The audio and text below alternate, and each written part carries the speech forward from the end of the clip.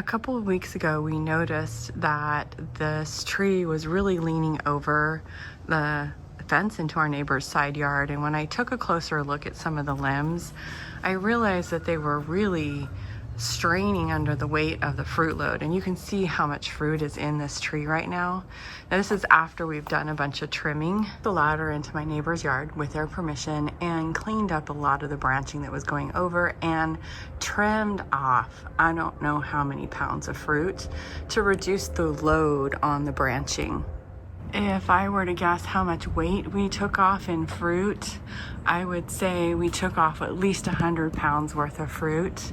Then we came over in our yard and started working on the branches over here and kind of reducing the load on the tree. And as I was working around the yard, I noticed that the tree seemed to be leaning. So I kind of looked closer at the trunk and I noticed, can you see the raised area here in the ground? I realized that the surface here on this side has lifted. I'm gonna say it's up about 3 inches, and realized really what was happening is that the weight of the fruit and the tree was kind of pushing the tree this way, and these roots are lifting.